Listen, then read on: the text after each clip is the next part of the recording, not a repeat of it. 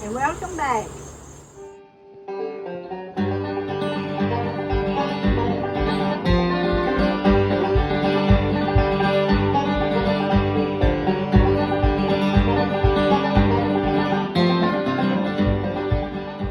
We had spelling and writing, and I tell you, if they would put writing back into schools today, 99% of the kids would fail that class.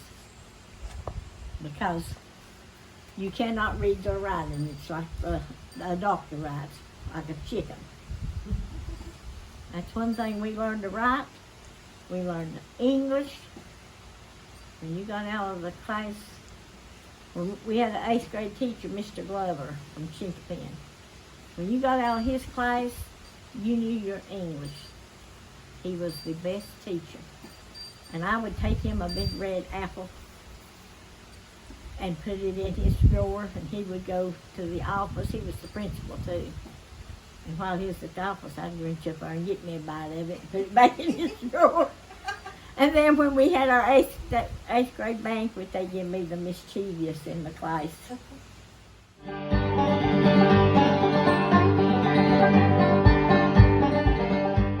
I had to go through school with Dixie from 1st grade on up. And we were in high school, and they had the desk where you sat 3 people at a time. Well, we had a cousin named Belinda, was about like Dixie. We had Belinda, Cindy, and Dixie. And you had to go to the board and name all these parts of the bone with this little stick. And instead of getting up there and saying the clavicle and the scapula and the sternum, she gets up there and starts singing. The head bone's connected to the neck bone. Embarrassed me to death. Coach Church was our teacher, wasn't he? Yes, I was ready to crawl underneath that desk. I was so glad that he liked me, though. He didn't fail me, he gave me a C. And then picked up her pocketbook, and 100 pennies go flying all over the floor. I thought I was going to die. I was so embarrassed with her. He said, Miss Persinger, when you get all your pennies picked up, we'll continue with our class. What did you tell them when missed so much days with snow and you went in? They said, "Oh, Miss Persinger is back to class." Yeah. You told them you hooked up the sleigh to I said, there wasn't no way we could get here unless we rode a sleigh. You said you hooked them up to the homes or something. We never went to school in the winter. We couldn't get there. But back then, you didn't have to be at school. I mean, you was excused to work in the garden. You was excused from school to work in tobacco. I mean, that's just the way we had to live and the way the farmers lived around here. And it was an excused absent if you had to work in tobacco or work in the garden or work in the hay or anything, babysit or anything like that. That was considered like a trade school. Yeah, you was excused. So we wasn't counted against your absent.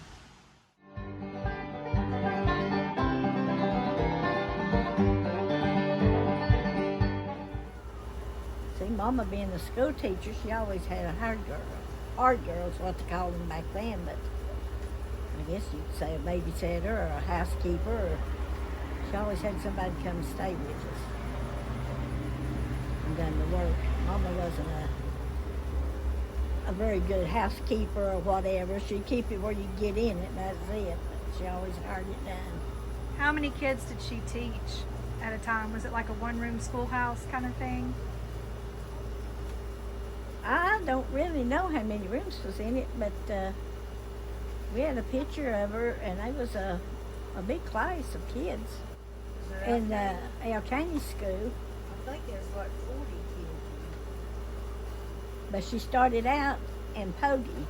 She started teaching in Pogey when she got her license. And she lived with a couple up there, an elderly man and woman, in the little old log house. But then she come back, and I guess that's where she met Daddy up here out Canyon. Daddy said he only, as far as he went to school, was down to Depot. Did he finish? What grade did he finish? Do you know? Well, I don't know what grade. I think it did. He probably didn't go very far. So you think maybe the 8th grade? He finished 8th grade?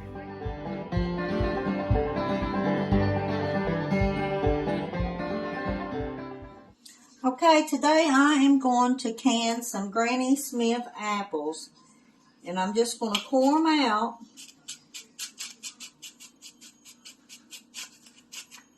Now these apples, I'm not going to peel. I want to can them with the peelings on them because my recipe that I use for fried apples is kind of like the same way they fix them at the Cracker Barrel. I love their apples, but I love to put a little bit of twist on them. But I'm going to can these with the peelings on them because I'm going to use them for fried apples and apple pies too. And so I'm just going to take the cores out, and then what I'm going to do, find my knife here, I've made me some water with ice in it, and I've put about 1/4 cup of lemon juice on them, and that way it just keeps them from turning colors. So all I'll do is just slice my apples like that. I don't know if you can see that or not. So I just slice my apples.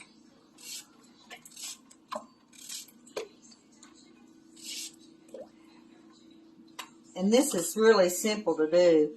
And these are so good when you fry them.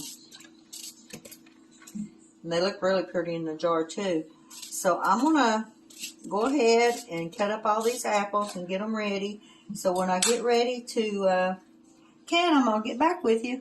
Okay, I'm going to show you a trick when you're coring your apples. If you'll start on the bottom and core that way, then it runs right straight through the middle, so you don't have to redo.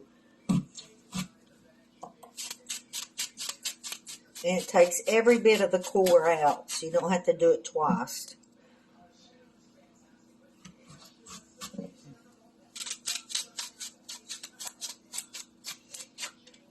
See, it takes every bit of the core, and you don't have to go back and redo it again. If you'll start at the bottom of your apple down here,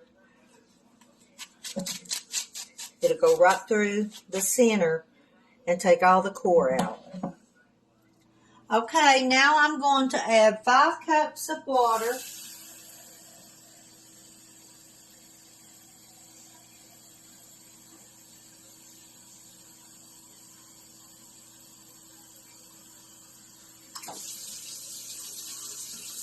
I'm going to turn my eye on.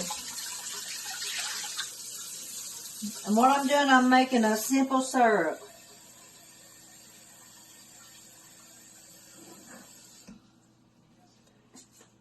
For my apples, put 5 cups of water, and I'm going to put 3 cups of sugar.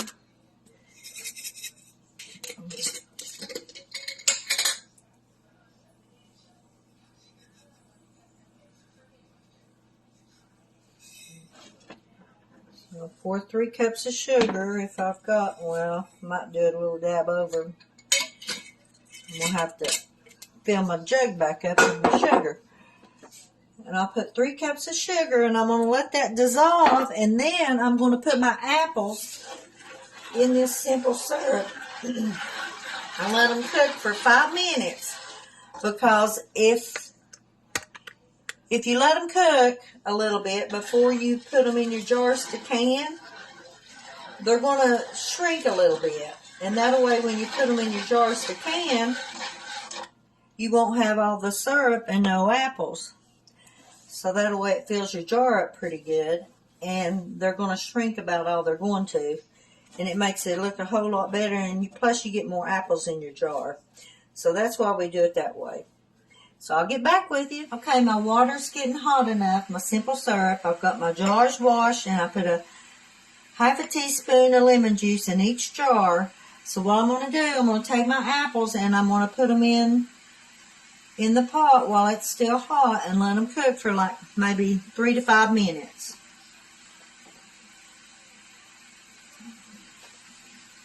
Here's my apples, and I'm just going to drop them in here. And what that'll do, it will let them shrink what they're going to, because I don't want them to cook and I don't want them mushy. I just want to preheat them a little bit. And then we're going to put them in our jar and put our simple syrup on them. Once we do that, we'll put the lids on them, and we will put them out for a water bath for 5 minutes. And I have got a pot full. I didn't think I had, and I still got 3 or 4 more to cut up. I'll go ahead and I'll show you. If you do the center of your apple, this is the way it is, and you don't have to re-core it. So I'm going to go ahead and slice these few that I had left over. And this thing's, so we'll be done with that mess. But this is simple. Now you can do this and peel your apples if you want to. But on this recipe, I've got 2 or 3 things that I make, and I just think it's better with the peelings on them. A lot of people don't like it, so you can take and peel them, or you can leave the peelings on, either way you want to do it. But I'm going to let that cook for a few minutes, so they'll start shrinking. And then once they do, then we'll start putting them in our jar, and then we will add our simple syrup. Okay, my apples have cooked for about 5 minutes, so what I'm going to do, I'm going to start taking them out. I'm left-handed, so this is really awkward for me to try to do with my right hand. I'm going to fill my jars up. Because remember, them's hot.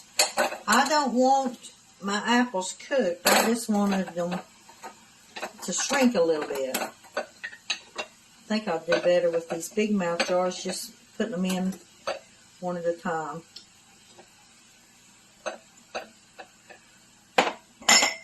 So this is what I do. So I'm going to fill my jars up. And once I get them all filled, we'll pour our simple syrup in them and get them ready to go on the counter. Okay, I've got all my apples in my jars, and now all I'm going to do is fill them up with simple syrup. Put the lids on them, and then take them outside on my cooker. And I'm going to give them a water bath for 5 minutes, and then they'll be done. Okay, my apples has boiled for 5 minutes, so I'm going to take them out of their water bath. And if I can get a hold of one of them. It's hard to do with one hand. And I'm going to let them set till they seal. And my apples are done. Look how pretty they are. There you go, folks. That's my apples, and they are really looking good. They're going to be so good this winter. I love fried apples on biscuits.